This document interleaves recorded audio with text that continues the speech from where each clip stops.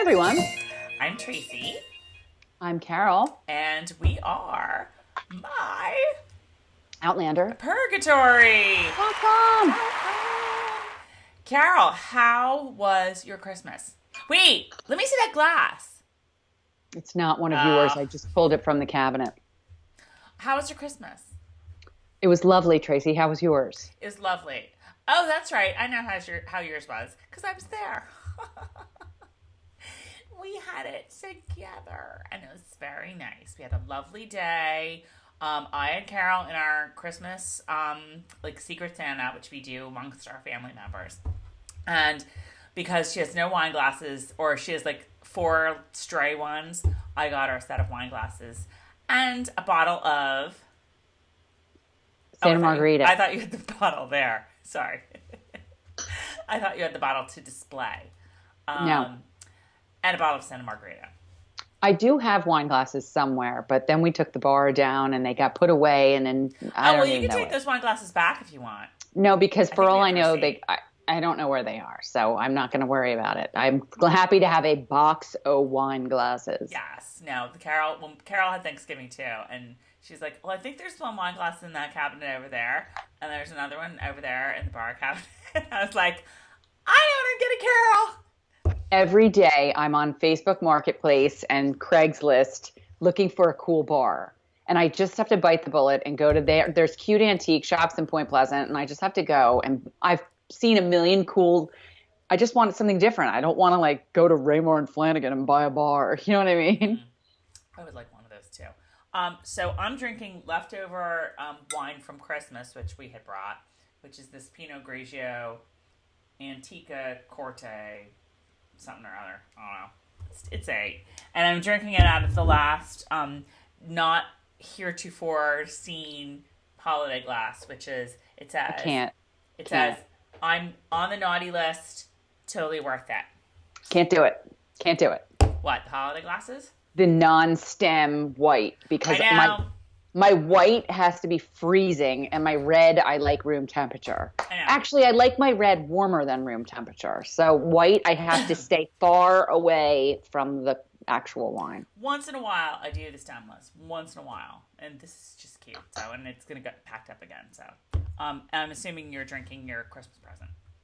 I think my Christmas present is in the refrigerator, and I think this is what I bought myself, and I think that the Christmas present might be open, you guys, while we're talking.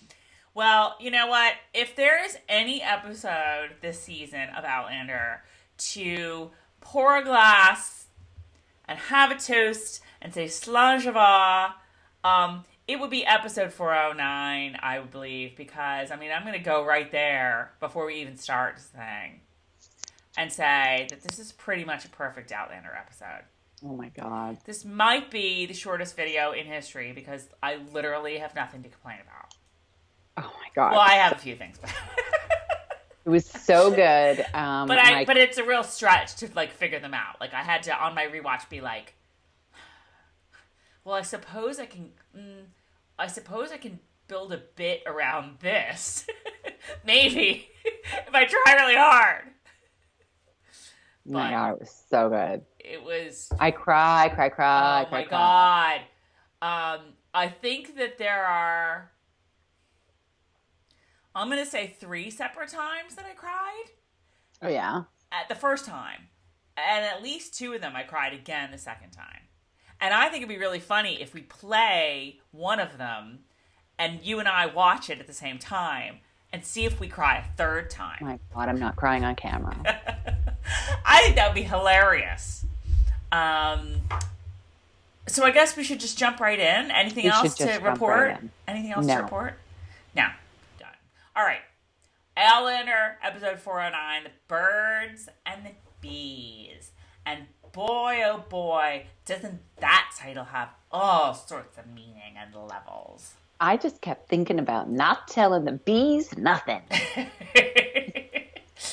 Good. And coincidentally, the next book, which is going to be out in 2019, FYI. My God. Is called, I gotta gear up. Go Tell the Bees That I Am Gone. Evidently, telling the bees nothing. I'm not telling the bees nothing. Evidently, you tell the bees when there's like a big, life-changing event in your life. You tell the bees. Birth, death, whatever. So we'll see what that's all about. But that is going to be Droughtlander. This year will be a very good Droughtlander, if in fact there's such a thing, because there will be a new Outlander book confirmed by Diana Gabaldon herself. Okay, Birds and the Bees. Writers are Tony Graffia and Matt Roberts, and may I say, well done, people. And the director is David Moore, who I think directed last season too. I think he's kind of like an old pro at this. Okay, so our Easter egg was like one of those, like Marlon Perkins' Wild Kingdom, kind of like B-roll shots of like a bee, like a really close-up shot of a bee in a flower, like sucking out the juice or whatever. But I have to say, what I really... bee wheezing the juice. A bee's in the juice. Wheezing the juice. Yeah. I loved the music to that. It was just like, if you don't like the new version of the Outlander theme, that's sort of folksy, you're probably not going to like this. The Waltons Outlander, very special Waltons Outlander. Way Waltons. But it was, I liked it. I really liked it. It was...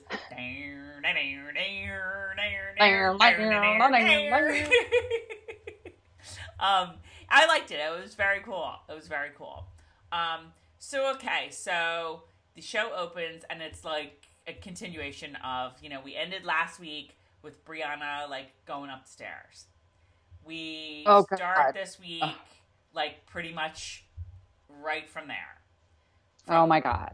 We're in the room, which is very, for two young girls with like only a little change purse of money, they got quite the little palace room in that tavern. Nice digs. Nice big bed. Nice big room. I was quite impressed. Little does Claire know that Bree has been hawking all of her stuff. I know, right? To pay for this luscious room. We still haven't found a way to cross creek. Guess we're going to have to stay here another night, Lizzie. Start digging through. Let's see. Mama wore this in France at Versailles. This should get at least 8 pounds. Oh my God, that's too funny. Okay, but no joking here, because this oh my God, this was insane. So Bree comes in and Lizzie's like, oh, mistress, Dear God, Lizzie, shut up. Clearly she doesn't want to talk about it. Well, okay. Now, so Bree's obviously like been beaten up. She gets undressed. She's all, bloody. She's bruised. Her little pantaloons like was so upsetting. It made me just like, oh my God, Stephen Bonnet. I think we're gonna have to be on break for at least another week, even though you were really hot during that breakfast scene. Tracey, you're sick. You are sick. From the second he showed up, I'm like, ew. I know! I need help! I never liked him because he didn't like what's-her-name in the kitchen. Huh? Downton. Oh. What was her name in the kitchen? Oh, what was her name in the kitchen? Not Emily. God. Oh my God. How did we forget Downton already? Little, she's not really little because she's pretty tall. Daisy. Poor Daisy wanted herself Stephen Bonnet. Daisy had a low crush on Stephen Bonnet, and Stephen Bonnet wanted nothing to do with Daisy. You lot, you're all in love with the wrong people. So I want nothing to do with Stephen Bonnet. That's right. So I have to say, Lizzie gets up. She tries to help Bree, and Bree's just like, it's okay, Lizzie, whatever. Whatever we said about Lizzie last week, I don't care how tall she is. I don't care how Amazonian she is. I don't care how much like that, that chick from League of Their Own that they try to make over it, she is. Did you say that last week, or did somebody on Twitter say it? The one whose dad, like, Marla. God, I can't believe it was so good. I have to say, later on, when Bree's all like, Lizzie, don't run, it's not ladylike. I was like, oh my God, I so know. Marla. I know. But I have to apologize to Lizzie because, that was crying moment number one. Crying moment number one was, and I wrote it down, when Bree gets in the bed and she's just like, and Lizzie just like moves her hand over to the pillow and she says, you have my hand here and my ear if you need it. And then I just sobbed like a baby. So Lizzie. I didn't sob because although I was like, that is so sweet, Bree was like, get the away from me. Bree was not Bree's really mean to Lizzie, I have to say. Bree wanted just Lizzie to leave her alone, and I felt really bad. So that whole angstiness made me not like be able to really jump into that moment. Really?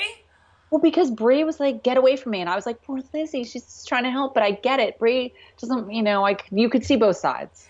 I guess, but I wasn't seeing any side. I was just seeing like the poignancy of the moment and how awful it was on both sides. And that when Lizzie just sort of slid her hand over and she didn't touch her, but she was just like, my hand is here if you need it. Oh my God, I've lost it. And we're like 30 seconds into the show and I was like, this is not a good sign. Had you been drinking?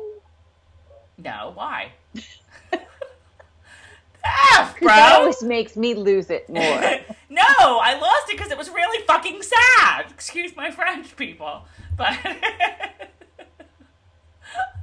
it was sad as AF. Okay. So, yes, Caitlin. That's my new thing this season is I eat while we're making these videos. What are you eating? Because I haven't eaten dinner yet. A mushroom. God knows when that will happen. Marsala. Oh, really? Do you still have... We had the best food, you guys, for Christmas. We, got it catered. So it was all this Italian food. It was like chicken Joe French Leone's, days. Point Pleasant, New Jersey. If you're all Central Jersey people here who know Joe Leone's, that's where it was from. And it was like chicken franchise and eggplant rollatini, which is my favorite, and ziti. It was so good. But, there was a ton left over, and you guys probably have eaten the whole thing. I feel bad. I should have given you some eggplant to take home. Oh, I might whip that right out of the refrigerator. Oh, my God. You should, because like I said, I haven't eaten dinner yet, so I'll eat it virtually. You can throw it in the microwave, too, if you want. Yeah. Or just eat it cold. Either way, it's good. Okay, so both ladies are so great. Sophie Skelton. She's another one that I think the world needs to apologize to Sophie Skelton right here and now. Because, I'm sorry, that girl, you know how they have, in school, the most improved award? Which I always thought was, sort of like a backhanded insult. It is. Well, you've sucked up to this point, but you're really kind of good now. No, and I don't think she ever. No, I think she's kind of. Go ahead. I have this not this weird thing. I just feel like ever since she's no longer being stifled in Boston with Frank, I feel like she's just come into her own. You know what I mean? I feel like she's totally changed, and I think it's because I can't say it's because she's gotten around all the Brits, because she's been around all the Brits this whole time. But I don't know. I don't know what it is. I think it's just that she's getting to play more than bratty schoolgirl. She is, but you know what I really like? I've completely done a 180 on the fact that when she was first cast, I was like, she's not tall. She's not like a true redhead. Doesn't look like Jamie. She doesn't have bright blue eyes like Jamie. The cat eyes, whatever. Mm-hmm. I've gotten past that because I really feel like it's really cool the way she almost looks like Frank's daughter. You know what I mean? Jamie and Claire both have these bright blue eyes. And they're both really tall. And not that he's not tall, Tobias, but I feel like she truly looks like she could almost be Frank's and Claire's daughter. So I've been able to sort of wrap my brain around it more that way. Mm-hmm. And she's more reserved, she's very reserved. And part of that is this week's episode. Because I'm really looking forward to going forward, like seeing her interact with Ian once she gets, my Bree was a lot more carefree in the books. Like, but too much. The way Sookie Stackhouse is carefree when all kinds of crazy stuff is going on. Right. So when you're reading the book, it's a lot easier to be a little more whimsical with these characters, whereas you're watching them, of course she's going to be reserved. Hello, look what's going on with her. But I feel like going forward, it's going to be neat to watch her be a little bit more carefree. But I think she's ultimately always going to be somewhat reserved. But I've sort of settled that in my own brain that she was raised by Frank, and nurture versus nature, the nurture aspect, she's Frank's daughter, and Frank's reserved. You know what I mean? Right. So I'm really kind of happy with the way everything's going because of that right now. Right. That makes a lot of sense. But I just like, again, I think that like what she had to play the first season and I guess half of the next season was Bratty schoolgirl. And it's really hard to play Bratty schoolgirl and yet make it likable or make it like, well, she's bratty, but I see where that's coming from a place where she's having a really hard time with things. Right. Now she's gotten much more. She just has more to play with. She just has more meat. Right. She's got more meat to cut. She's got more meat. Plate. So she's really come into her own. I mean, she was great in this episode. She was really, really good. Okay. And Caitlin. Is it Caitlin O'Hara? Why am I thinking it's Caitlin O'Hara? Whatever her name is, Lizzie. Like I said, I don't care how tall you are. I mean, I do a little bit because I couldn't give a rat's ass how tall she is. I haven't even paid attention to that. That really bothered me. Oh, it bothered me. It bothered me when I first saw it. It bothered you too. We were both like, excuse me, Lizzie? Like little tiny wee mousy Lizzie who's like going to be, falling over with fever in about 2 seconds. I always saw Lizzie as being like very blonde and like Holly Hobby. Like I always saw Lizzie as being this little, almost like a Nellie Olson look, only a sweetheart of a girl. Like Nancy Olson. Like when it was Nancy Olson. Okay. Remember when Nellie? Oh, didn't you watch The House on the Prairie at that point? Where yes, Nancy but I don't remember. Or Nellie grew up and got married to Percival, and they left the show. And they needed another Nellie, so they brought in Nancy. And Nancy was like, I always felt like Nancy was like trying to be bratty like Nellie, but kind of sweet, a little sweeter too. Is she like related to Oliver on the Brady Bunch? I don't know. They could be because they're both blonde, so maybe because they are both Jump the Shark characters. Kind of, yeah. Okay. Anyway. I mean, I do kind of mind that she's so tall because, and again, they're talking about like last week we were like, well, they're never going to do this storyline clearly, so we'll just tell you that in the book, like, Lizzie has malaria and Bree's taking care of her, and they did it. But like, and then all of a sudden, Lizzie. But Lizzie's running too fast, like not being ladylike 1 minute. And is all, yeah. And the next minute it's like, Lizzie, be careful. No, Lizzie's not here because she doesn't feel well. She needs more sleep. And I'm like, Lizzie was fine 5 minutes ago. I know. It's like, Lizzie is doing poorly and she has malaria. What? Because from my vantage point, it looked like Lizzie had a fever. But it wasn't no malaria causing it. Lizzie had a fever. And the only prescription was young Ian. She's like, ooh, you fine. And he's like, what? And she's like, oh, the dog. That was the best. I couldn't believe she said that. Like, we're jumping ahead, but like, he's so beautiful.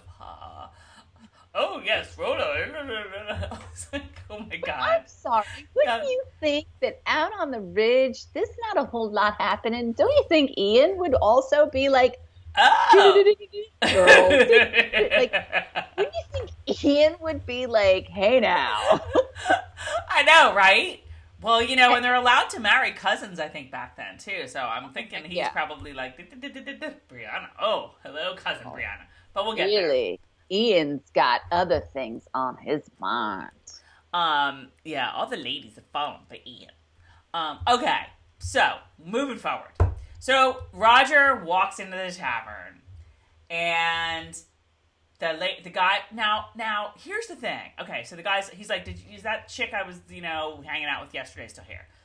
And the guy's like, yeah, I think she's upstairs. Why doesn't he go upstairs? I guess it was because Bonnet got a hold of him too fast, so he really couldn't. I think that was it, because I think that at one point, like towards the very end of that conversation, he was like he was gonna push through Bonnet's like lackey, and the lackey was like, no. Okay, but before they go dragging him out, don't you think he could be like, all right, Bonnet, fine, 5 minutes. I'll go to Philadelphia, but can I run upstairs for 5 minutes? 5 minutes, bro. Give me 5 minutes. Come on. It's the last. It's the last. Bonnet totally would have understood. No. Bonnet got his last thing. Bonnet would have totally understood. Yeah, no.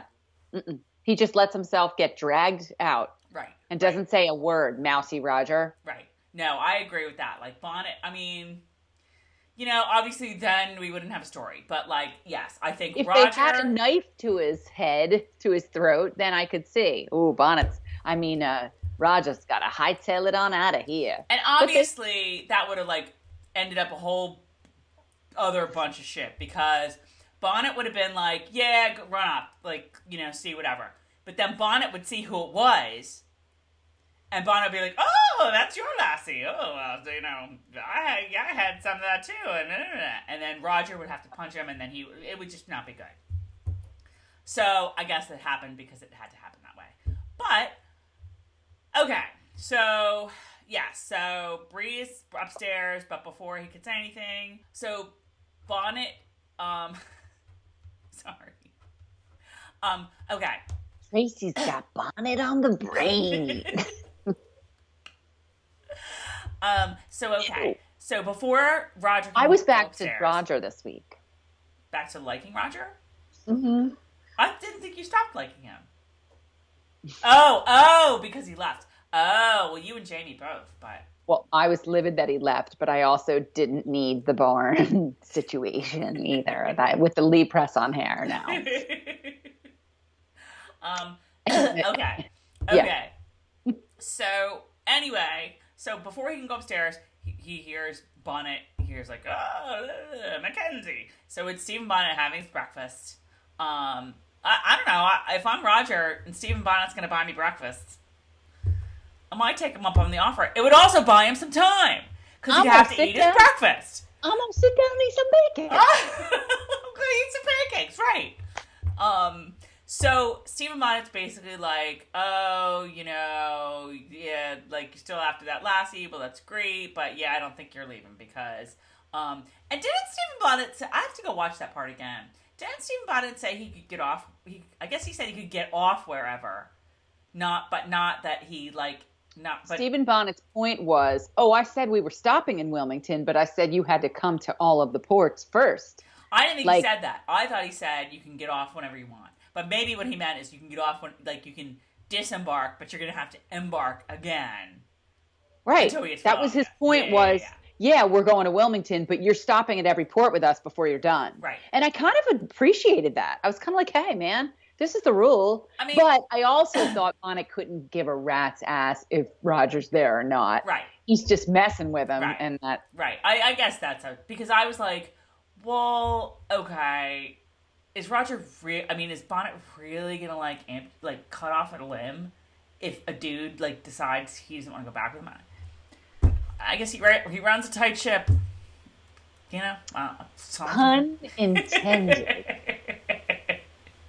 I like how Bonnet's paying everyone in jewels. Well, Roger thought of that. Well, I think the jewels were just there, Yeah, and Bonnet's here's this grain of salt. You can have this. It's cool. Okay, so Roger gets dragged off with Bonnet. Bree wakes up. It's the middle of the day. Lizzie's washed all her clothes. Bree's like, yeah, well, that was stupid because I'm never wearing them again, so... Ditch it. So go outside and burn it like my father burns my mother's clothes. Like my father. That's all she ever says. My father. Like my father burned my mother's clothes. Burn it, Lizzie, burn it. So she's like, burn, she goes down. Liz, burn. Disco Inferno. So she goes downstairs with this lovely little knitted shawl that I want now. I know the knitwear is making a reappearance, and it's fabulous. Tracey, maybe you should take some yarn on the plane. I know. I don't really know how to knit, but every 10, well, I've said this before, every 10 years I learn how to knit, and then I promptly don't do it. YouTube. What? No, I know. It's easy to learn how to knit, but you have to, like, actually do it. And I'll, like, be like, look at me, I'm knitting. Yeah, I'm tired of this. Doesn't, like, Clay knit? Like, Christy knits? You guys, some of our Outlander friends, I know they knit. Yeah, God, I didn't get back to Larry yet. Okay, keep going. Okay. Oh, I keep losing my place. Okay, so she goes downstairs, and the guy's like, yeah, he was here, and then he left with the other guys on the ship. So she runs after them. She gets to the port. The ship's already left. Yeah. She takes off her bracelet. Oh, my God, Carol, were you like me? And you were like, oh my God, she's gonna throw it in the sea like old Rose throws the heart of the sea. Yeah, right. I thought it was going. I thought it was going too, and I was gonna scream. I thought it was going. I thought it was going right in the water, and I was gonna be like, no, thought it was going. Way. Because then I was like, okay, because that's gonna lead to some storyline where somebody finds it, you know, like, no, it was not good. It was not good. But she didn't do it. She held on to it. I loved the man who told her. This is the little moments, the little things I find in these shows. He's like, oh, they're already gone. Like, he was so sweet. He was just like, sorry, they're out. They left it first. With the tide. They left with the tide.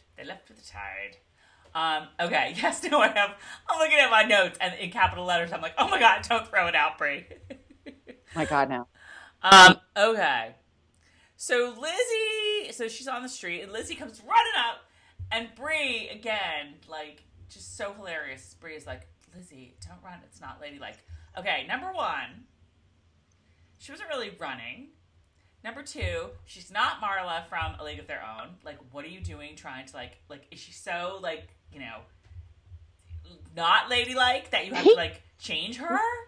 He taught me to walk and to talk and to dress. Like a regular lady. He treat me real good, he did.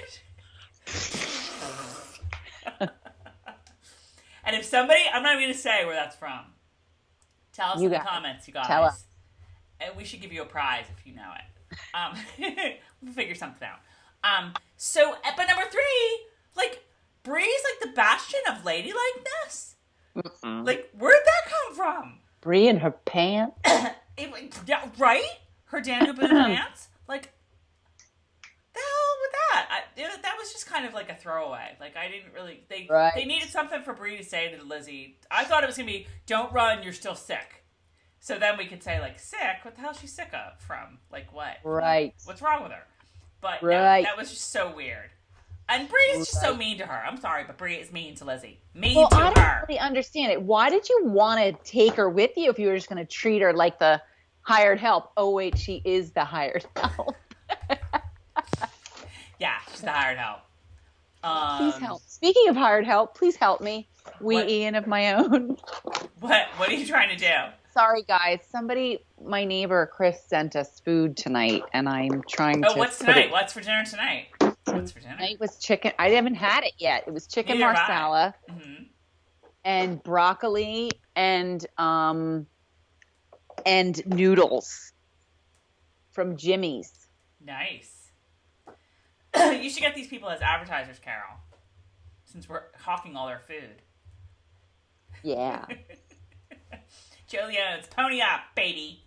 Oh God, Jolene does not need us in our sad little operation. You can deliver your payment in food to South Orange, New Jersey. Thanks. Okay. So anyway, Lizzie run.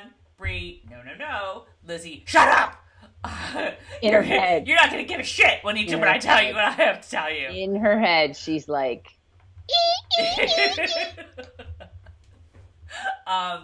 Lizzie has found Jamie and Claire. They're in Wilmington. Oh yeah, she Lizzie heard from some guy, from some dude, that there was this theatrical production last night that had to be stopped because some woman threw a guy on the table and opened him up. And it was a surgeon. And Bree's like, that sounds like Mama. Yeah, Bree's like, yeah, that's my mom. Yeah. That's my mom. That's her. There you go. In pretty much any century. So Brianna runs over to wherever it is that Jamie's supposed to be, and the guy's like, yeah, he's around back. And Brianna goes over. Jamie's pissing in a corner. That was creepy. Yeah. Brianna looks at him. He looks at Brianna. He's like, what do you want last? She's like, you. He's like, yeah, no, I'm married. He said married, not married. I'll complain about that. Yeah. I was like, married. I'm a married man. I'm a married. Married. Married. Married. Married. Married. Married? Married. Married? Yeah, married.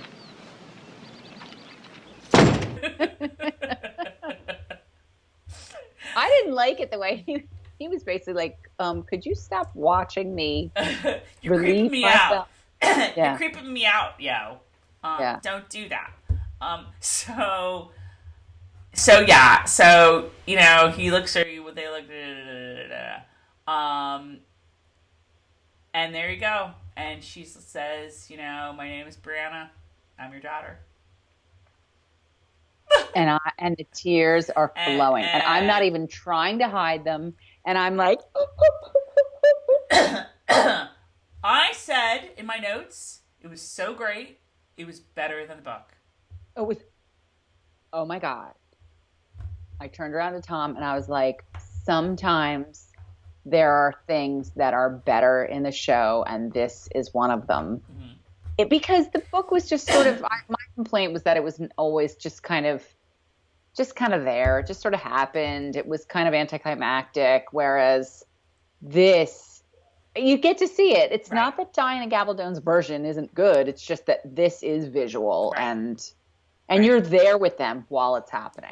Right. And there's, just like you said, there's a bit of a build-up to this. And his reaction is so much better than I ever expected it to be. He's so good in this scene. For God's sake, would somebody give the man a friggin' nomination? I know. I mean, this scene is just, the whole thing is his eyes. And he goes from totally fine and jovial to red in the face, teary-eyed, just shock. He's thrilled. I mean, you watch Sam Heughan just totally change. It's amazing. Right. Yes, he was so good. I will say two things. Number one, the one thing I missed from the book, and I suppose I should go in the book. In the book, and again, they can't do it here because TV show Brianna's not that tall. Book Brianna is 6 feet tall. Book Brianna is a tall girl, even by current day American standards. True. In 1767, whatever, she's like taller than most of the men. Right. So the first thing Jamie in the book says upon seeing her is, "My God, you're huge." Yes, that's true. And I kind of miss that because but maybe that's why that scene in the book didn't quite bring out emotion in me that it did in the show, because it was so funny at first and then it gets emotional. But in the book it's like, "Oh my God, you're huge," and she's like, "What? Are you, excuse me?" And he's like, no, I don't mean no, whatever. So they skipped that, but I mean they kind of can't because she's not that huge. And the other thing that and I don't know if I thought this when I read it in the book or not. Maybe I needed to see it visually, but as this was all happening, and I wanted to kick my own brain. I was like, he's looked at those photos a million times. Wouldn't he recognize her? Because he has a photo of her, present day. True. And that got in my head right at that moment. Just F it up. I think he's just not thinking in that way, though. When you see someone in the grocery store and you're like, high school, college, my job. Yes, like it just happened today. You know someone, but you don't know how. Yes. I think he's just not expecting at all. I saw my neighbor while I was in line to return something at Sears at the Lansdowne counter, and I saw my neighbor, and it was totally that same thing. It's like mental Rolodex. How do I know her? How do I know her? How do I know her? And she was like, in sweats or, like haven't washed her hair either, like whatever. Right. So it's exactly the same thing. So maybe there was a little familiarity, and like he doesn't expect to see her. So, and she has her hair up, and so maybe she looks a little different. But of course, that was like effing my brain up, like thinking that, like, damn it. But and he never says. I love that. He's never like. I don't remember the exact conversation, but he's not like, "Holy crap, you came through the stones." You know what I mean? Like, he's just like, "You're here." Oh. It was just so great. It was really, really, really great. I love that she hugs him, like she's just exhausted. Like she's just like, I know, and she's so happy she found him. Mm-hmm. It was wonderful. It was wonderful. Yeah. Sam Heughan, Sophie Skelton. Yeah, and they brought that across too. That whole, it's in the book and the show where you're like, ooh, this is amazing and uncomfortable, and ooh, you want them to forge this relationship, but it has to take time, right. and like they're like ecstatic because they're father and daughter, but they are strangers. They totally brought that whole feeling through in the show. Right. But as good as that was, oh my God, I'm going to go out on a limb, and I'm going to say that the Bree Claire reunion was even better. Okay, so while you were talking, because I sit with it on my iPad while you're talking, just so I can see where we are, and it jumped ahead to that, and I literally, if you go back 5 minutes in this video, I teared up. Because I'm like, because freaking, she's so good. She's so good. Katrina. Yes, she's just so good. She's so good. Well, right, keep going. I don't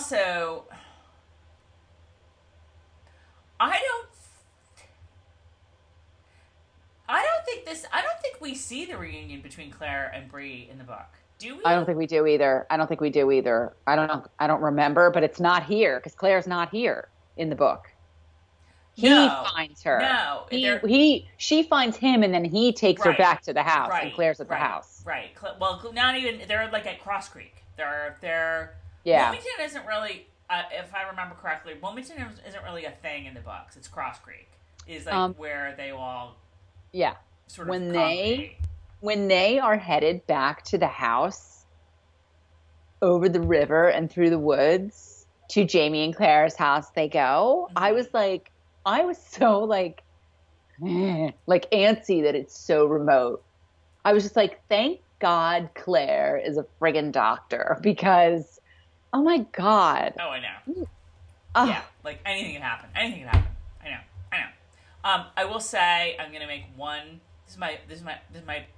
I mean, I'm like joking around about things, but this is my one criticism of the evening, which is that the only thing that made that reunion, that spoiled that Claire reunion a little bit for me, was Claire's wig was so bad.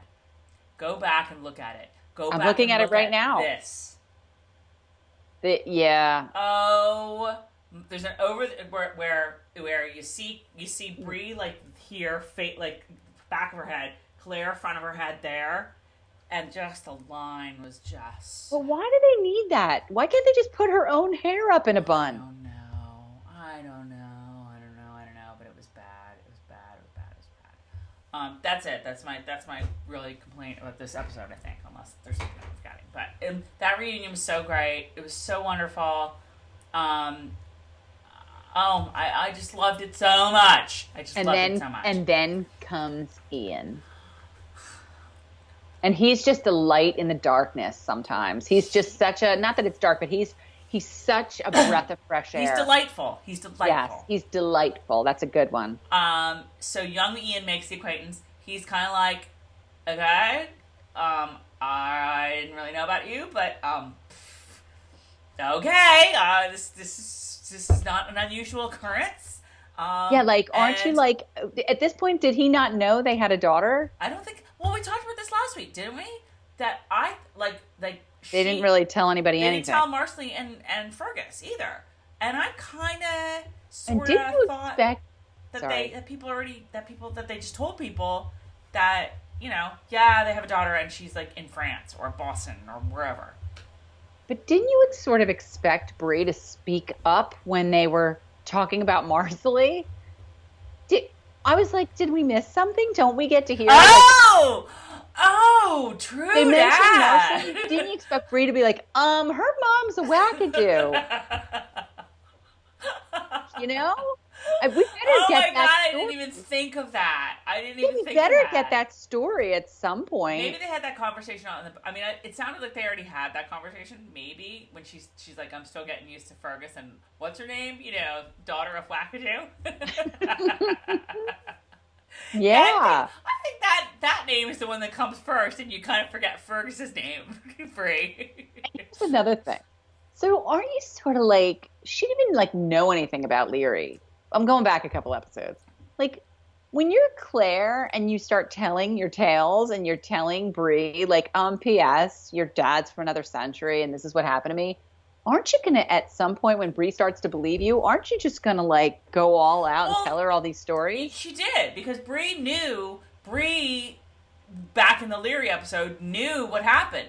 You know, when Leary's like, but she didn't know he married her because Claire didn't know he married her. No, okay, but she knew right. that Leary tried to have her burned at the stake as a witch. She absolutely knew that. Yeah. You know, my mom told me that story, that you tried to have her burned at the stake as a witch. Bitch. So how did Jamie, I'll never understand how in the show Jamie married her. In the books, it was easy because Jamie didn't really know what she did. But in the show, how does Jamie turn around and marry her? Put that away. Wait, let's put it back in the drawer. Closing the drawer. I'm locking that drawer right up. Keep that key handy. Throw away the key. There we go. I don't understand how I can sit here and talk about anything or anyone when my hair looks like Night Ranger. You? My hair looks like Night Ranger. I haven't washed my hair since Christmas morning. Me. I haven't washed my hair since Christmas morning. Yeah, but it's not like straight here. I look like the 80s. Like I'm going to sing Sister Christian all the time. All right, keep going. My God, that just reminds me of Boogie Nights with.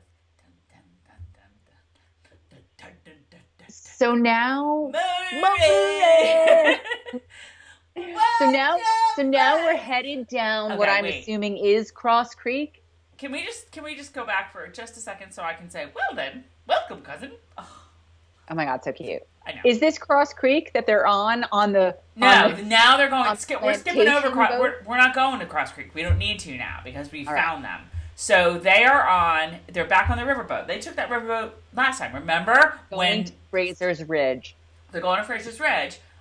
So Lizzie, Lizzie's in love. What's the song I want to sing about that? Isn't there something about somebody's in love? Chucky's in love. Lizzie's in love. Oh my God, I want that ring so bad. I want that ring. When she whips out that ring on the riverboat and she's all, I want that ring. I want the ring. What? Who whips out what ring? Bree whips out the ring that she took from Bonnet because he pays his debts or whatever. What is he, a Lannister? Is he a Lannister? Is he Poldark? No, Lannisters always pay their debts. Lannisters always pay their debts. They're on the boat, and she has a nice little chit chat with Ian. Well, you're skipping it again. First, you got to go through Lizzie and Ian sitting in a tree. Kissing. Only they ain't K-I-S-S-I-N-G, and Lizzie's none too happy about it. Because Ian is so clueless. Like how I said to Tracey, you guys, if they live out in the wilderness for all this time, isn't Ian like stoked that you actually said it to everyone because you said it in this video about 5 minutes ago. Oh, I thought I said that to you when shouldn't Lizzie be like, shouldn't Ian be like, hey now, yeah, I got a girl around here. He couldn't care less. He's like, oh, Claire, Auntie Claire, oh, Bree. You know what I mean? Like, I don't get it. Well, Lizzie knows what she wants.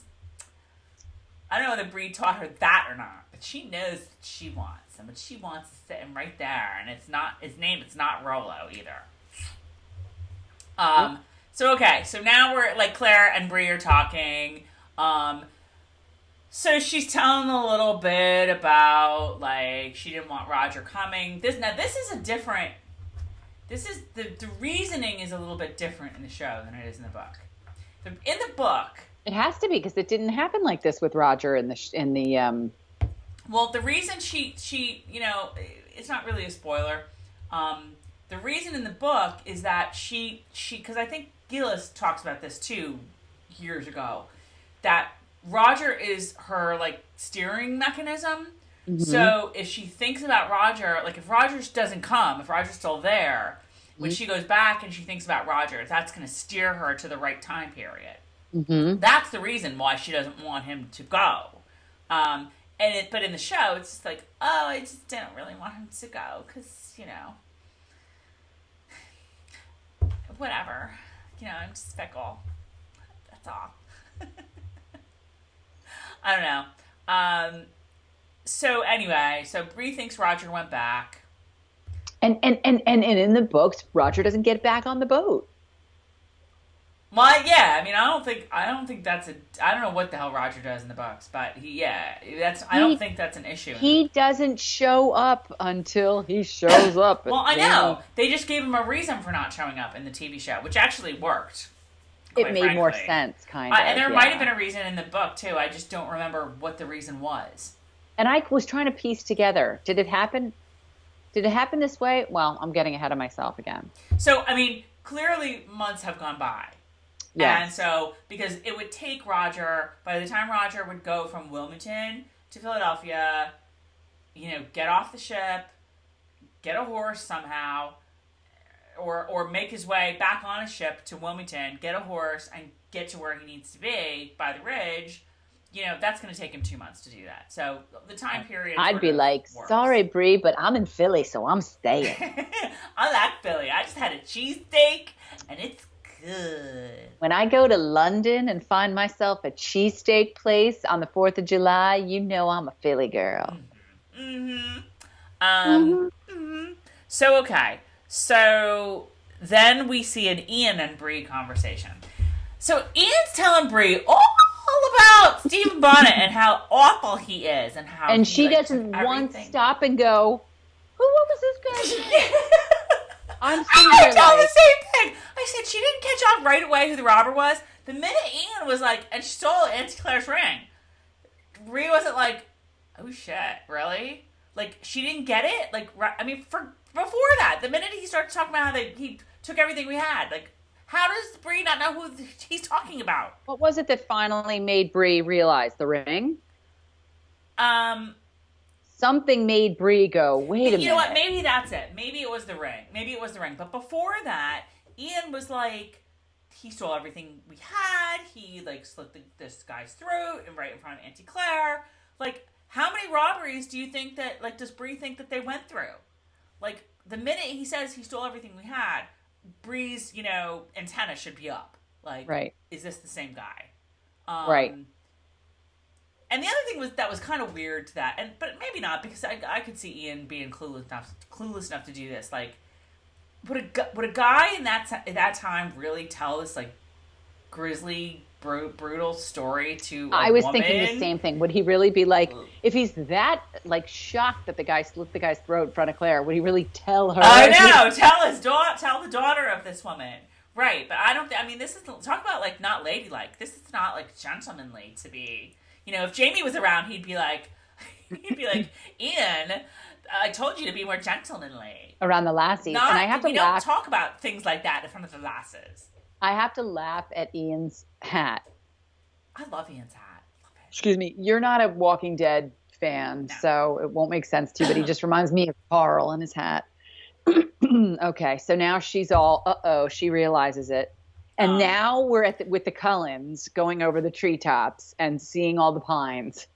So, yes. You get that whole Pacific Northwest feel? Yes. We've arrived and then, of course, ridge. We have to stop at the ridge with Poldark going back and forth. Well, I thought of you. You missed this. You missed the start of the point where Jamie, when you were like, yes, Jamie, I totally, like, you and me both, Jamie. Let's talk about this more. Because Jamie was like, to Claire, like, Claire, like, on horseback talking. And Jamie's like, I can't believe that Roger left her all alone. And Carol's like, yeah, Jamie, right? Like, what a douche, huh? And I don't care if it's 17, what year is this, 60-something, or 2018, you don't leave a young woman alone in some building that neither one of you owns in the dark at night when there's men drinking in the pub next door. No. Nada. Yeah. And this is 2 centuries ago. No. And also that's not, well, she leaves first in the book, FYI. Well, I would have been okay with that. Right. If she stormed out and he was like, hello, I would have been okay with that. And I don't think even if they did it so cliche where like she stormed out and he went out and horses went by and he lost her and couldn't find her, which would be so dumb. I would have been better with that than I was with him leaving her in another century in this building. Ugh, just don't. Well, you and Jamie both. So they talk about the article too because Bree told them about the article. They're like, okay, well, we just like won't be in the cabin on those days, so problem solved. Right. So they arrive at like what can only be called at this point like the inspiration point of Fraser's Ridge. Because I haven't heard that. I found my thrills on Fraser's Ridge. That is, I mean, that's like the one place, you know, if they're like, if Jamie and Claire are like, okay, company's coming, like, we need to show them Fraser's Ridge, well, let's bring them to Inspiration Point. Henceforth, it will be known as that. So, they go to that rock where they take everybody. I don't know if it becomes Plymouth Rock in today's world or whatever, but the rock where they take everybody, the vista that everybody sees. They show it to Bree, and she's like, oh, it's really beautiful, whatever. Wow. Now, I gotta tell you, I noticed this till the second time I watched it, but there's a shot of all 3 of them from behind that, like, almost made me cry again. And just, like, fast forward it till you find it and, like, freeze frame it. I just passed it. We're talking to Myrtle now. It's Bree, it's Jamie, and it's Claire. And if you notice, at that point, Bree's hair is sort of in a ponytail down her back. Yes, I just saw that, and I was like, what? Well, the only reason they did it was because it looks exactly like Claire's. So when you look at them from behind, they look like this family. And I was just like, oh. You'll be in my heart. That's the feeling you get. Oh my god. They were just so cute. I like when they were talking around the table. And yes, well, we're going to get to that. That was and so all great. I can think of is Diana Gabaldon would have had us all aware of every morsel on that table. We would have known if it was Bannocks or butter or jam or pheasant. Okay, so they get to the cabin. They meet Murtaugh. He's gonna make himself scarce. He like got back from the time that I know you don't watch This Is Us. For those of you who do watch This Is Us, the whole like distances thing is really starting to be like the distances between Pittsburgh and Alpine, New Jersey, where what's his name and his family live. You know who I mean. And Philadelphia, which is Carol. You don't watch This Is Us. But they imagine that a guy from Alpine, New Jersey, can buy a building in Philadelphia. Okay, and you know where those how far apart those places are, right? And like commute back and forth from there in half an hour. Oh god. Yeah, no, it's crazy. And run for office in Philadelphia because he owns a building in Philadelphia. Right. It's crazy. Right. This is starting to be the mentality of like the distance between Fraser's Ridge, Williams Point, and Wilmington. The difference between Fraser's Ridge and everything. So like, and Myrtle's like, yeah, I'm gonna lay low, and Jamie's like, great, here's some land. And I was like, didn't Myrtle say like 2 episodes ago, like, ooh, no, I can't live. I have a forge to run in Williams Creek. No. Guess not. Okay. But it's all good because I want Murtaugh to live at the Ridge anyway, so it's all good. So Murtaugh meets Brianna, and then they have that dinner table scene. And if the rest of the show until it gets canceled and is done can only be that dinner table scene, fine with me. Fine with me. Just every night, every episode, a different dinner. So good. My dinner with the Frasers. Love but it. There's really a lot of scenes like these in the books. Mm-hmm. There are a lot of scenes around the table eating. And like I said, Diana Gabaldon always is very descriptive with what they're eating and how they're placing the butter on the panic while they're talking about sedition or something, So Right. Loved it. So Bree's telling how she met, she was at Lollybrock. Now, I kind of thought they missed the boat a little bit on a little opportunity. Given everybody, they wouldn't know this a year ago when they wrote it, but given that everybody was all up in arms about how Bree didn't get time with Jenny and the cousins, they could have said Ian was there and Jenny came home from birthing the babies and met her. There was no reason why Bree couldn't have met Jenny and couldn't have met all the cousins just off the screen. That we didn't see that, but it happened between the time that she went to Lollybrock and the time that she boarded the ship. They all wouldn't go with her to take her to the ship. Ian would take her to the ship, just like he did. But there's no reason why Jenny couldn't have been there and we just didn't see it. Right. It's a little weird, but okay. Lesson learned for next time, people. Just write Jenny and everything. So then Murtaugh tells the story of Jamie, how Jamie's first kiss was Dougal's daughter, right from the book. The whole story right from the book. I forget if Murtaugh tells that story or if Dougal tells it. But there was something this week that happened that was such a wee giftie from the book, and I'm trying to remember what it was. Keep going. Maybe we'll get to it. Yeah. So it's the next morning, and Claire and Bree are talking, and Claire's all yeah, I think Lizzie has malaria. And we're we didn't realize Lizzie had anything because the only thing we thought Lizzie was maybe a case of the unladylike's. Yeah. But anyway, she's going to make her a tea. Y'all, malaria in the book is a lot worse than, just, drink some tea and you'll be all good. Malaria is really bad. Then tincture. Yeah, and Lizzie, has it over and over and over. You never, you never get rid of it. She just keeps, it'll go away, and then she'll relapse, and she'll be out of commission for, another week. And it's really bad when she has it. This is no, she just must have a touch of malaria. Whatever. I don't know. They should have just skipped that whole part, in my opinion. But anyway, so Bree tells Claire Frank knew. Oh my God, I know. Claire's Bree tells Claire, I get it, I get why you had to go back, because Jamie's pretty cool, and, you totally love him. Right. And Bree's very moody. And Claire's file that one away. Put a pin in that. So, we're back in Philadelphia. I guess we're in Philadelphia because Bonnet is paying off all the men. Paying them his wages. So he gets to Roger and he's oh, Mackenzie! Ugh. And Roger spies some gemstones on his old desk. And Stephen Bonnet looks like he's playing Monopoly.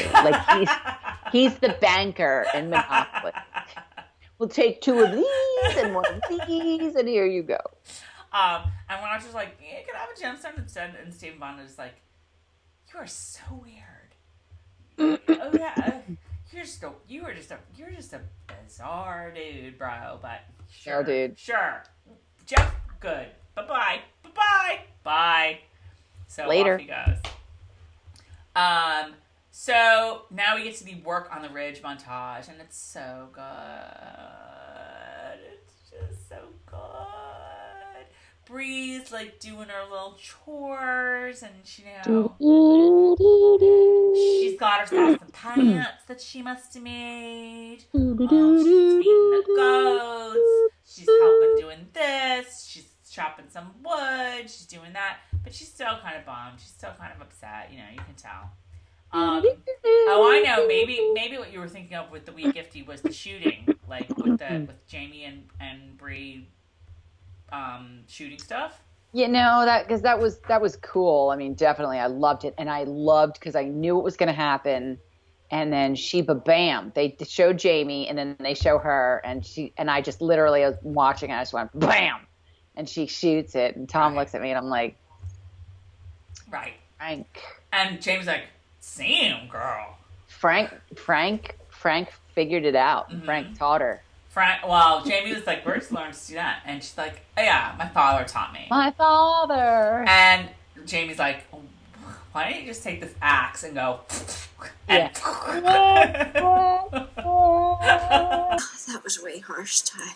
That made Jamie's whole heart go. Jamie's like, if you'll excuse me, I need to go over there and drink something warm out of pewter with Murtaugh and talk about it with my nubbin ponytail. So then they're at the distillery. Now they've got a distillery going. And so I guess they're starting to produce some pretty good stuff. And then they're talking about nicknames, and Bree's like, "Oh yeah, people just call me Bree." And Jamie and Dougal, and maybe young Ian too, I don't remember, are like, Did you say Jamie and Dougal? Jamie and Murtaugh. No, Jamie and Murtaugh. Well, because we were talking about Dougal before. Jamie and Murtaugh, and maybe young Ian. They're like, she said Bree. At first I thought it was a dirty word, but no, it's not a dirty word. It means disturbance. So, like, I don't know why they wouldn't just say that to Bree, because it's not like it's insulting. I mean, I guess it is a little insulting, but not, Right. Whatever. So Jamie and Claire are talking. Bree means disturbance. Claire's like, Bree doesn't want to, Bree's conflicted because she doesn't want to, like, upset you by, like, talking about Frank or whatever, and you don't, like, you're both stepping on eggshells. Like, maybe you should go hunting. Just take your guns, go, do some, like, guy stuff, like, Bree will forget about being ladylike when she's hanging with you, and you'll just talk it over like dudes, and you'll work it out. I would love that, yeah. So Jamie's like, okay, cool. So that was it. Her smiling in her sleep. I loved that moment Loved so much. I was like, they didn't have to do this. And not only did they show it, then they had him mention it to Claire. Like, I just loved it. I loved that moment so much. It was so good. It was... Yeah. But then Jamie was coming off a little stalkerific. Like, she wakes up and Jamie's just standing there. No, he did wake her up. She didn't just, like, wake up like... Right.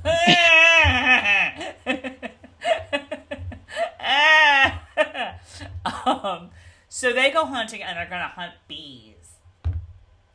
And he says some Gaelic thing, and she's like, what's that mean? And he's like, and he's a little embarrassed to say, but he's finally like, it just means my darling and my blessing. And just like, and I just loved every minute of this. Again, and did you love what Bree was wearing? She looked like Grizzly Adams meets what's her name from the Mamas and the Papas. I was like, what? She was. I mean, she probably like really did like the Mamas and the Papas, and like all of that like Sonny and Cher like leather fringe shit. She was probably very influenced by that because I'm sure she designed and sewed the thing herself. And Davy Crockett, who yes. she also mentions at some point. So they find the hive and they talk about Frank, and I just loved all of this. It was all just so good. Jamie's right. like, you know what? I'm grateful to Frank. He, I gave you to him, and he raised you really well. And I have to acknowledge to him. And then he says, and I wrote this down, you're my flesh and blood, and he said a little more, and my heart and soul as well.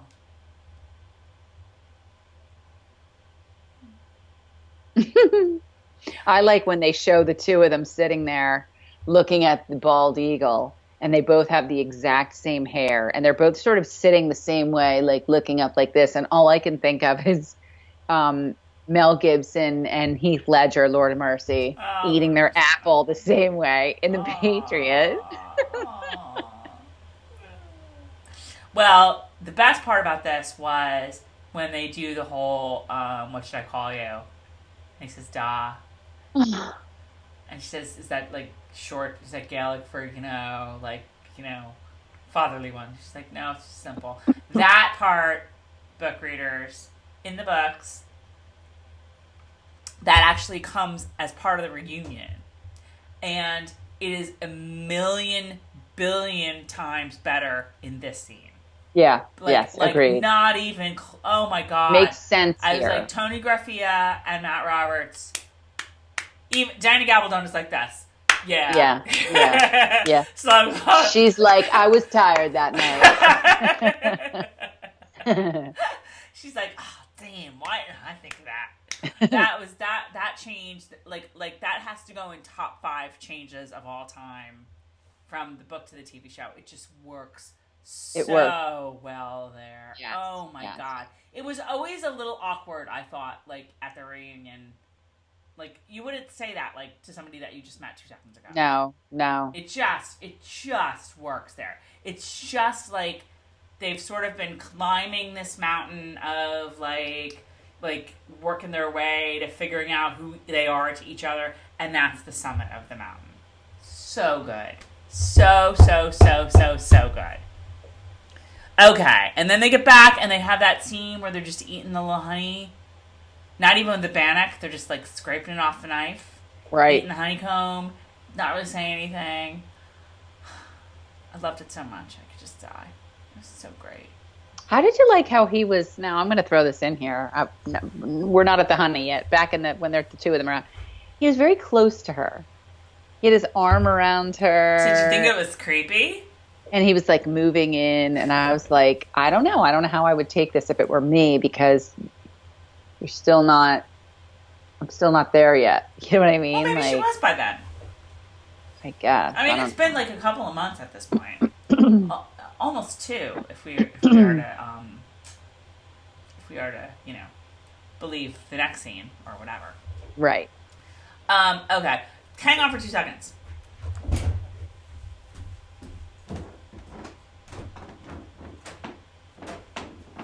Oh, sorry, you guys.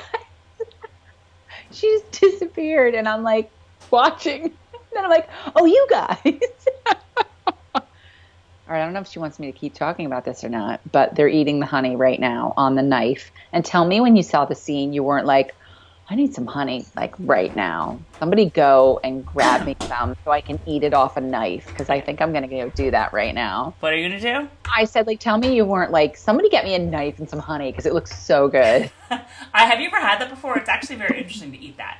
We went to some beehive demonstration once, and you could eat the honeycomb and the honey, and it was kind of no, I've never had like almost candy consistency. Kinda, not that hard. I don't know. I'm not a big honey. I'm not a big honey like straight. Like I like it in tea and I like it in stuff, but I'm just not a big like take a spoonful of honey like. I am. No. I love how people have it like once a day for allergies and. Okay, so Jamie and Claire. All right, so yeah. So Jamie and Claire. They're having a little scene, and Jamie is sad because Bree has to go back.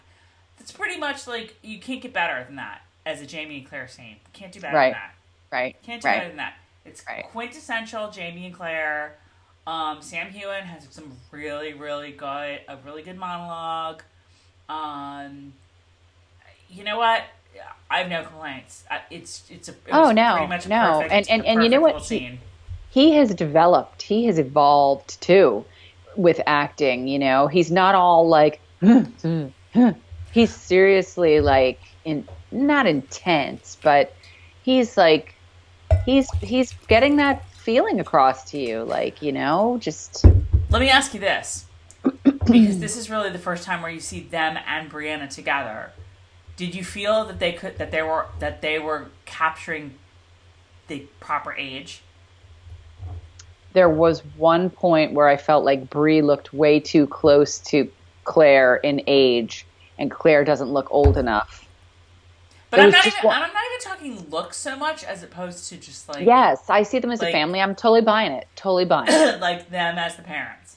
Yes, I'm buying it. Like, and I'm totally buying, like, Claire as, like, the more familiar parent. You know what I mean? Like, or sure. like, I get the relationships, but I get that they're older, and I'm feeling that too. I really am. You know, I don't know that they look it so much, but I get that they're the parental, you know, authoritativeness of them. Oh boy, how long has this gone on? What, this video? Yeah. Not that long, actually. We're like right on schedule. We're doing pretty good. We're doing pretty good. Okay.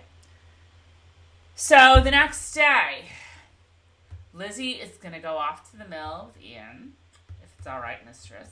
And even if it's not, I don't really care because I love him and I'm totally gonna marry him. So, and get out from under your wing, from under your thumb. So she goes off, and Bree's like, well, that's all right because I'm gonna go pick herbs. No, I guess she said herbs because she's like American with the mom. Okay. So then we get the scene of Claire and Bree. And Bree's, you know, still like, Claire's like, I know you really miss Roger, but there's nothing else, isn't there? And Bree's like, well. And Claire's like, wait, let me guess. And Bree's like, okay. And Claire's like, wait, let me feel you. She's totally like, oh my god, what the hell is her name? From Ghost. Like Whoopi Goldberg and Ghost. The hell's her name in that? Whoopi Goldberg? Yes, where she's like the psychic, but not really, but then really. Something. I wanted to say Odessa, but that's... See, her fake name is Rita Miller. Odessa. I always remember Rita Miller. The guy on the Saturday Night Live. Yes. Odessa. What's her name's? What's the woman? Okay. Whoopi Goldberg has them all like around Jackson the table. And she says, Orlando? Is that you? And he says, damn, baby, what you do to your hair? And Whoopi's name is, and all I can hear in my head is Elvira Gulch. Oh my God, how do I not? What's Whoopi's name? We're going to think of it. Oh my God. So it's like that where she has to sort of like hold Bree's face a little bit or something. And she's like, how far along are you? Yeah. And Bree's like, damn, you are good. Well, if this was the book, she would have seen the jugular throbbing in just such a way that she would know that because of the moon and its location, that Bree was with child. There you go. So yes, Bree is with child. Be very interesting. I mean, even the non-book readers had to have guessed it, right? I'm sure that they have. I'm sure that they did, I mean. So yes, Bree is with child. How about Claire's reaction when Bree's all, I don't know if it's Rogers. And Claire's that was great. I didn't see that one coming, but okay. Yeah. And again, that was just such a great scene where, you know, Claire finds out what happened to Bree, and she's just devastated. She's just gutted. I cried at that. Yeah, but Bree doesn't mention who it was. We know that Bree knows. We know that Bree knows. You don't know that we know they know we know. That Claire knows who Stephen Bonnet is. Mm-hmm. We know that, but she doesn't tell Claire, which is a little weird, and that's not really what happens in the book. Just for the non-book readers who don't really care, like it's not a spoiler. This is where we, reading the book, find out that what happened with Stephen Bonnet, because we don't know up to this point. Like, we're never told this. So it's kind of interesting to have that flashback. Mm-hmm. Okay. So Claire and Jamie. Jamie's sitting there, like, I don't know what the hell he's doing, like reading a book or something. With his little round spectacles. Right. And it so becomes like Father Knows Best, or like Rambo. or no, like any, any like, darling, we need to talk about Junior. It becomes like every 50s show ever about. I'm really hard on the beaver lately.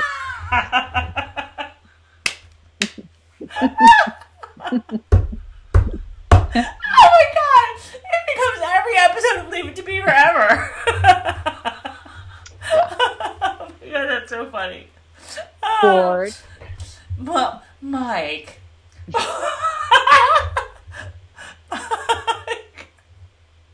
Mike. Mike. Marsha has a problem. Marsha, when you have a problem, your problem is our problem, and our problem is their problem. So it's essentially everybody's problem. Oh my god, and then the music starts. Da, da, da. Oh my god. Okay. So I need to talk to you about Brianna. So Claire tells Jamie what happened. She was raped, and now she's with a child. And Jamie is just like, I gotta go out and chop some wood to the time period, the time of day is all weirded out in this next couple of scenes. Yeah, I know. Because they're like in a dark house nighttime. In front of the fire. Right. And the next scene, there's Roger out in the sunshine. Right. But plus, in the 50s shows, like Leave It to Beaver, whenever the mom tells the dad some bad news about Junior, it's always at night when he's home from work and she's giving him like a nice cocktail. Then it's like, I need to talk to you about the beaver. Mm-hmm. But so then the next scene, Jamie's like chopping wood, and it's the middle of the day. Yeah, weird. So I was like, I don't quite get this. And Lizzie, well, we skipped this, but anyway. So then Lizzie and Ian are tromping through the woods, and who does she see but Roger? I.e., that wanton, piece of shit, who drags Brianna off. So right. They hightail and it back to the you cabin. saw this coming the moment she took off with him and Lizzie saw them go. You saw it coming. Of course. You knew that was right. Yeah. Right. Yeah. Right. Guaranteed. Right. We haven't seen the scenes. They don't actually show the scenes in the screeners, whatever, because I'm not hiding that anymore. But guaranteed in the scenes, it will have like, Brianna and Roger like talking out in the street, and like Roger will pull Bree away, and it'll zoom in on Lizzie. Like, guaranteed, 100%, $10 down right on the table. Okay, so yeah. How'd you like Jamie's reaction to Lizzie?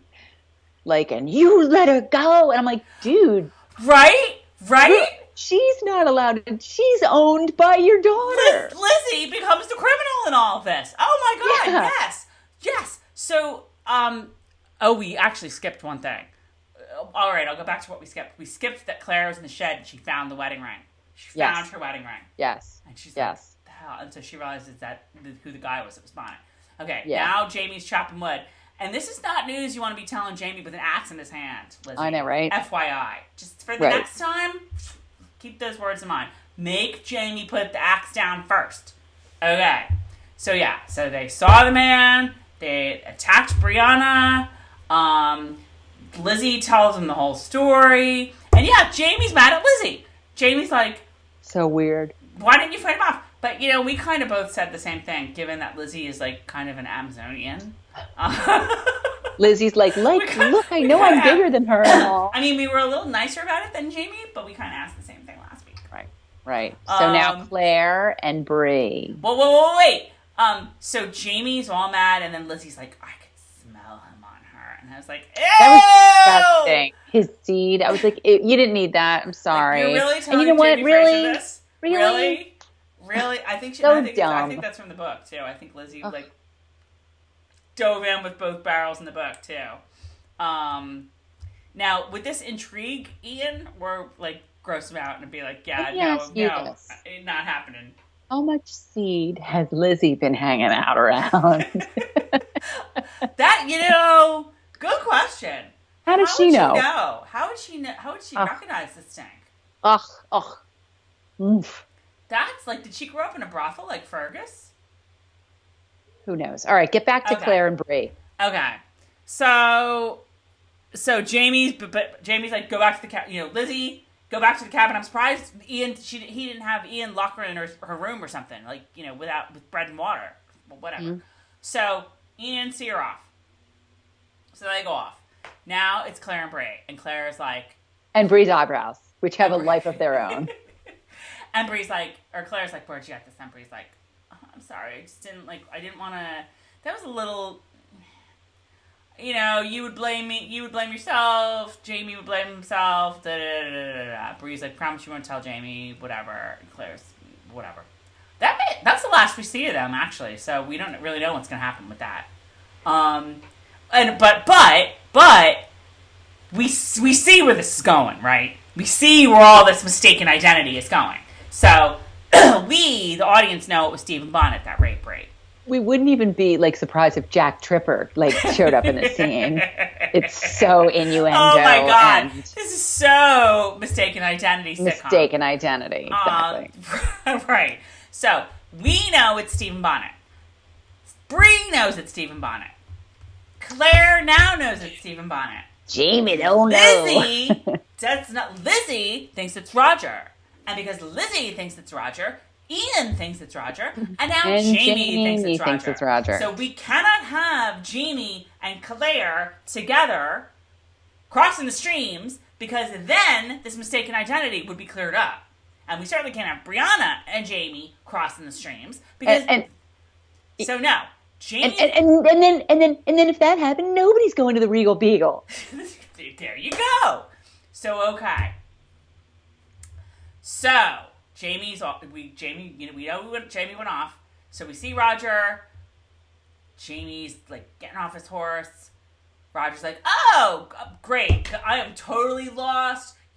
Back in my time, I would have a map. I might have I could call somebody for directions, but I'm just shit out of luck here. So can you help me? Mm-hmm. Boom. Ba-bam. Mm-hmm. Just cold cocks him. And beats the ever-loving shit out of him. Right. And this is all from the book, but this is one where a bajillion times more effective on TV, because holy shit. Now in TV, you're kind of you feel bad because it's Roger, but you're like, go Jamie. I sort of felt like in the book you were more uh-oh, Jamie's gonna be in trouble again. No, I was not like that. I was very much like, James gonna be in trouble again. Yeah. Because we know how wrong he is. And this is another one where in the books, she's gotta stop and take it to drink, y'all. She's thirsty. I love this game. It's great. In the books, we don't see it live. We find out about this way after it's happened. Right. When yeah. Well, we just find out later, as I'm sure everybody will. And won't say how. But we don't know that this is all flashbacks, so we're seeing it in the moment. But my God, he really beat the shit out of Roger. He did. And I shouldn't be yawning when I still have to have my implant done.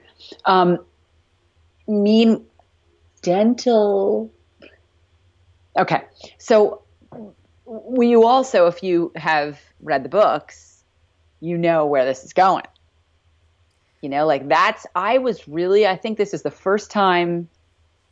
I love these endings. I love the way they're this ending. ending was great. This ending was perfect. Last episode was her going up the stairs, and you're like, but this one, if you're a book reader, you know what he says. Get rid of him about Roger. Go, don't kill him because that'll be on you.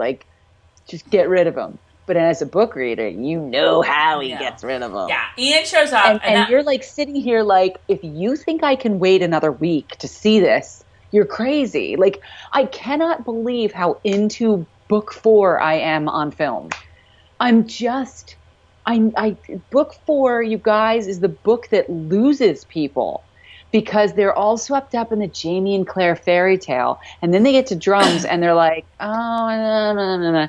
But this is riveting TV. Yeah, this episode, well, it hasn't always been this season, but this episode was really good.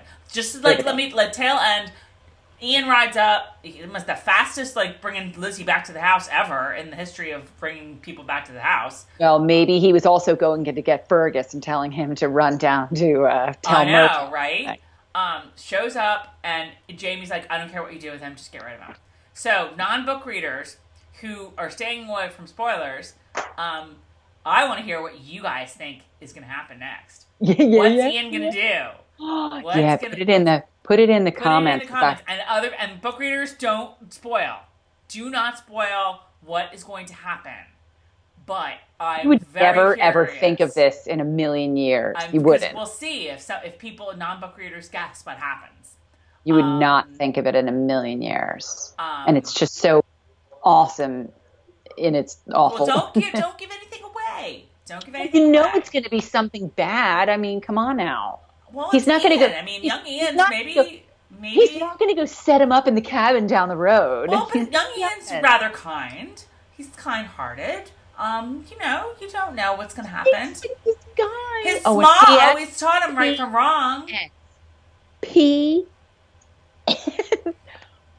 In the book, wasn't Ian part of the ba-bam, ba-blam, ba-blam? See, I wondered that too. Yes, it was Jamie and Ian. I think Jamie and Ian went together to look for him. At this point, Jamie and Ian are a duo, and that's part of the reason why you're like, oh no, look how you're corrupting Ian too. I don't really remember because again, like it's sort of you hear about it in flashback, but you don't like actually necessarily see it as it's happening.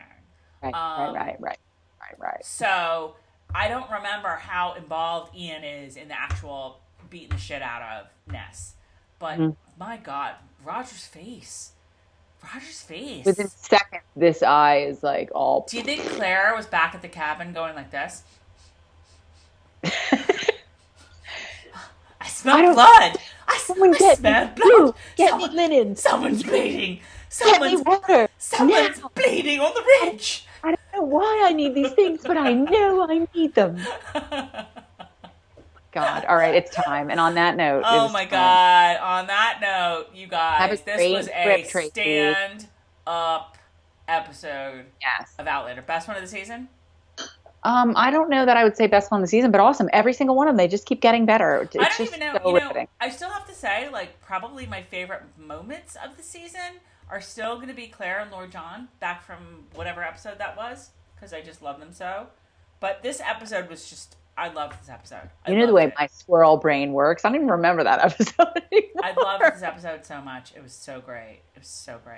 All right, you guys, have a wonderful new year, because we will not see you again in 2018.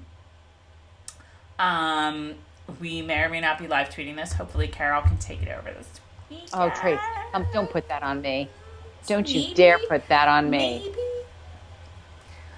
I doubt it because I'm going to be at my in-laws, like I said. But maybe if I can. When I can, I do. Maybe well, you'd have the past couple of weekends. When I can, I do. You have the past couple of weekends. Well, we'll talk. We'll see. Whatever. All right, guys. But you guys have a great week and a great New Year's and a great, as good as it can be, going back to work in hoodies. And P.S. I just want everyone to know that our friend Suze made this and sent it to me so that I too. She sees Tracey's book. My books are all in my bookcase. But Suze also made the little dogs here. These are my dogs. Yes, and mine are in my bookcase in the living room. So Suze sent me this, so I would have. And Suze, if you wanted to send me all the books, that would be okay. Suze, I don't know if you have any desire to make these for people for Monday, but let us know if you do, and we'll lock them for you. We'll send your email address or whatever you want to do, so people know that they can come to you. It's gorgeous. You should blog about those, Carol, on your. I totally will. website. You should. I blogged about Suze's shirts. We have pictures. What do you call it if it's not blogging? Well, it's blogging on the website, but I just call it the website. I don't like to call it a blog. But Diana Gabaldon, we have pictures of her. Didn't we take pictures of us giving? We gave Diana Gabaldon shirts that Suze embroidered that were beautiful too. Yes. Mm-hmm. Keep calm. Weren't they Outlander or something like that? Yeah. Yep. I have one too, and I wear it. It's very cute. Very cute. Okay, you guys, we're calling it a night. Have a wonderful week. Don't work too hard. I'll try not to as well. And we will see you next time.